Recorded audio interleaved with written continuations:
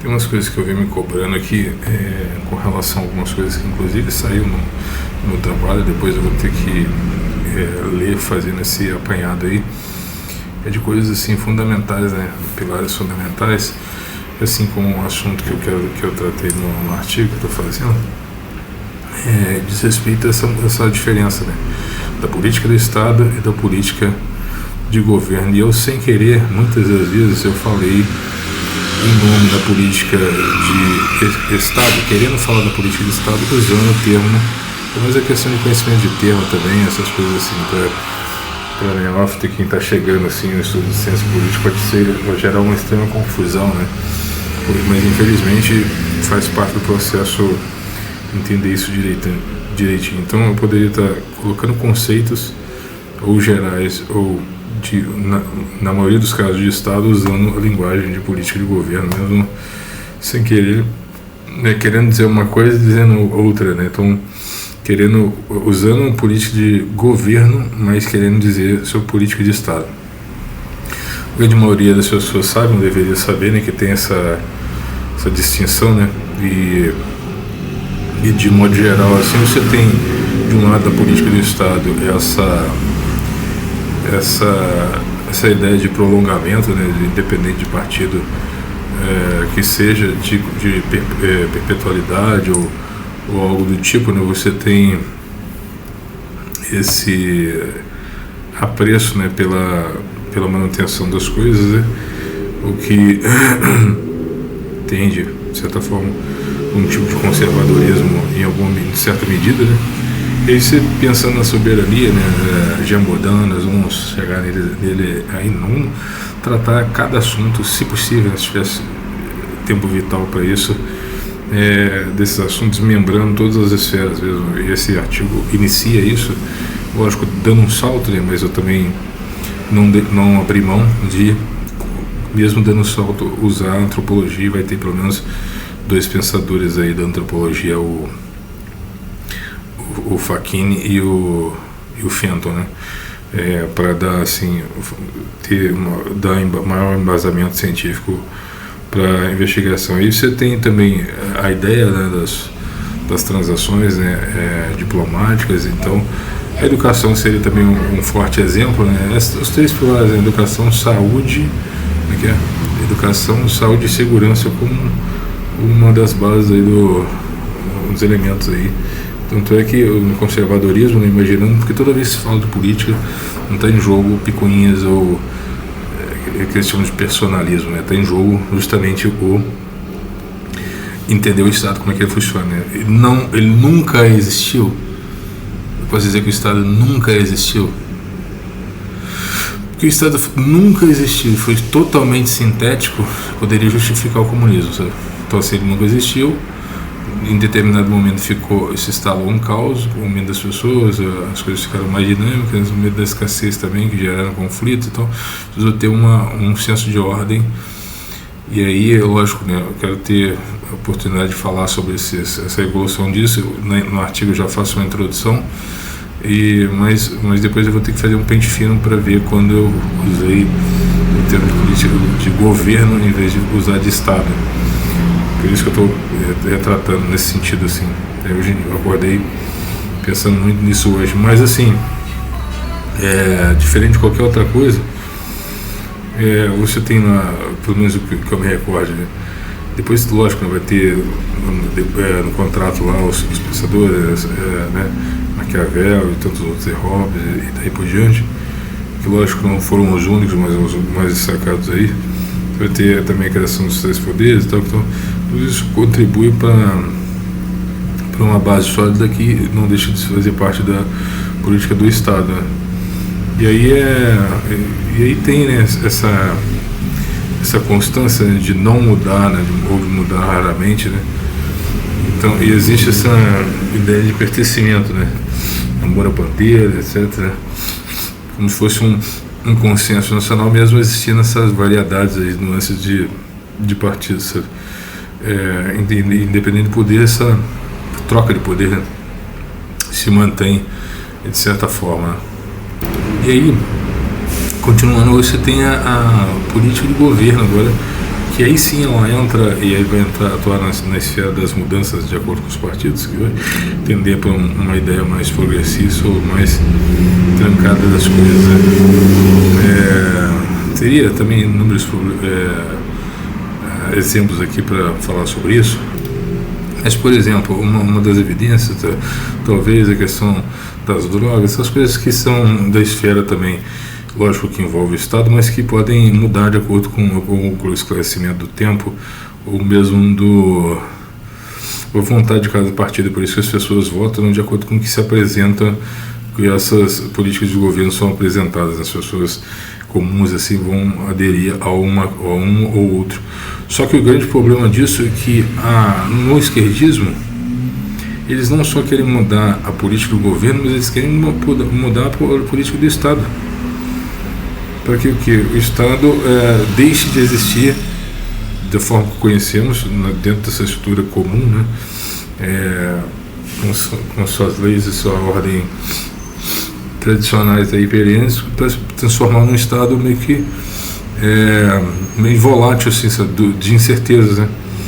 E aí a pergunta maior é que eu não consegui achar em nenhum livro dos socialistas uma estrutura coesa em como seria esse Estado, porque o objetivo deles é atacar o capital, fazer um espantalho e atacar esse espantalho muito mais, porque atacar esse espantalho eu quero apresentar. Vocês querem mudar tudo, né? A forma do governo, porque a forma do governo no governo de vocês já usam sabe, das intenções da ideologia de acordo com a cartilha.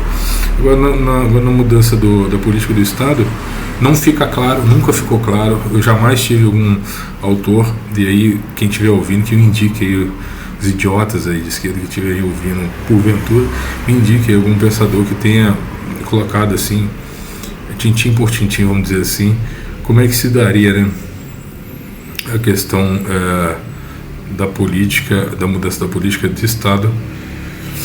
E então vamos voltar lá na questão por exemplo, a privatização é um exemplo de política de governo.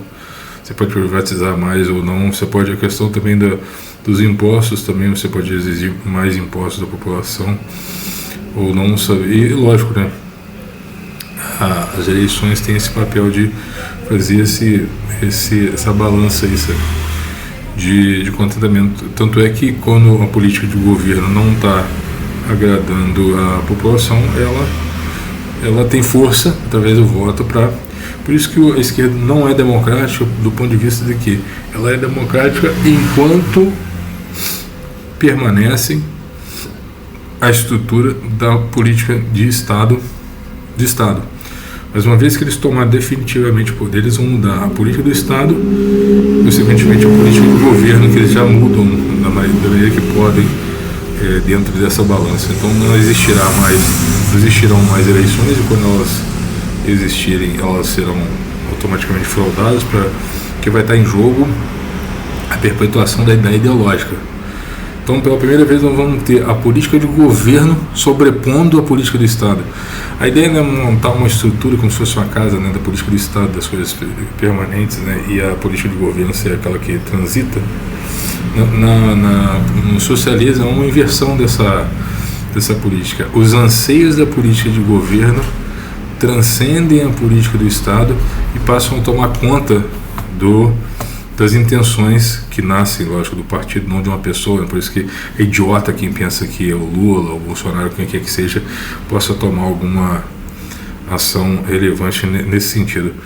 E aí você tem aí toda essa movimentação etérea dentro da política de governo. Se vamos pensar assim numa questão de analogia, você teria um Estado aí como uma estrutura de uma casa, né, que não muda, né, pelo menos que muda em pequenas reformas, né, e por isso conservadorismo. Você teria mais alguém voltado para uma ideia dessa mudança gradativa ou mudança controlada das coisas, não uma destruição tudo, e no socialismo um rompimento total com toda e qualquer estrutura que já possa ter sido vivida, experimentada, ou pelo menos a maioria delas. E aí você tem na política de governo também, seria essa ideia de não a casa, mas os móveis, né? Então as intenções dos móveis superam no socialismo a estrutura da casa, ou pelo menos eles não têm definição assim, uma definição coesa ou significativa a respeito de como se daria no sistema socialista, né? Pelo menos eles gastam mais energia atacando as falhas do capitalismo do que com propostas. Eles seriam mais sinceros, conquistariam, né, mais adeptos assim, do movimento se eles fossem mais sinceros com relação a essa mudança, né? Claro que essa mudança é feia, essa mudança ela não é palpável, portanto permanece o engodo, né? Então, com relação ao socialismo, essa ideia de tomada de poder, né, então, que automaticamente destruiria tudo que conhecemos como política de Estado, política de governo, seria o domínio da política de governo e a destruição da política do Estado. Eu escrevi um pedaço, né, um trecho aqui, vamos dizer, não um artigo, né, mas só coloquei para fora algumas vontades, algumas coisas que eu tenho acompanhado e passa pela minha cabeça de certa forma. Eu coloquei assim: o socialismo uma ilusão perigosa disfarçada de realidade, né? Na verdade uma utopia, né, disfarçada de realidade. O socialismo, enquanto doutrina política e econômica, propõe a abolição da propriedade privada dos meios de produção, a aplicação central da economia e uma redistribuição equitativa de riquezas. A maioria das pessoas sabe disso. Alicerçado em ideias de igualdade e justiça social, este modelo aspira a uma sociedade sem classes, onde todos partilham de forma igualitária os frutos do trabalho coletivo. Até aí, uma grande utopia, né? Um paraíso na Terra, praticamente. No entanto, a distância entre o ideal proclamado e a realidade organizada tem se realizado abissal, e em muitos casos trágica. Ao longo do século XX até os nossos dias, regimes socialistas concentravam poder de forma extrema, suprimindo liberdades fundamentais, instaurando estruturas governamentais profundamente autoritárias. A promessa de emancipação social se deu lugar repetidamente a ditaduras centralizadas que anulavam a dissidência e vigiaram a vida privada dos cidadãos, transformaram o Estado num aparelho de repressão.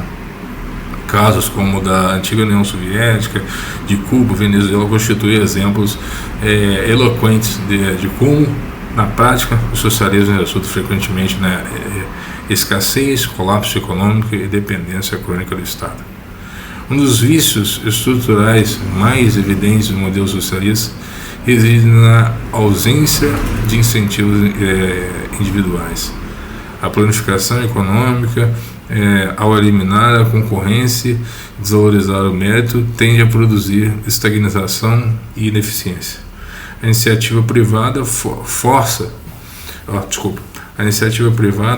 motriz da inovação e do progresso nas economias capitalistas é sistematicamente sufocada sob o peso das regulamentações, está no manifesto, né, excessivas e de hostilidade ideológica ao lucro, tão difundida assim dentro das academias, e por isso que eles perdem tempo, que eles ficam atacando o espantalho do capital e deixam de ser sinceros com relação ao que eles a proposta, né, se é que existe uma estruturada mesmo. Esse ambiente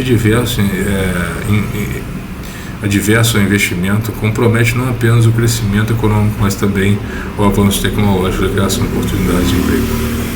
A retórica da igualdade, frequentemente usada como justificação moral, serve muitas vezes de pretexto para a ampliação de controle estatal sobre a economia e a sociedade. Em nome da justiça social, governos socialistas tendem a aumentar de forma drástica a carga fiscal, estatizar setores estratégicos, né, e expandir uma burocracia pesada, ineficiente por vezes, profundamente corrupta. E bota corrupta nisso, né? Tal como nas sociedades oligárquicas que pretendem combater, acabam por surgir uma nova elite, agora a política, na sua própria, né? Nós chamamos disso de o partido, né? Não se engana muito quem acha que é uma pessoa, sabe? Que concentra poder e privilégio frequentemente sem mecanismos eficazes. Por isso que esses caras militantes assim, eles falam do comunismo, mas eles não querem ser, na situação do comunismo, serem os peões do jogo, não, sabe? Eles querem permanecer nessa nova pirâmide, na nova elite, né? Além disso, ninguém dedica a vida para ser peão do partido depois, sabe? Além disso, eles querem ser a própria cara da revolução, né? Que gracinha, né? Além disso, o discurso socialista tende a simplificar realidades complexas, reduzindo todos os males sociais, as falhas intrínsecas do capitalismo. Essa visão maniqueísta, né, ignora o papel determinante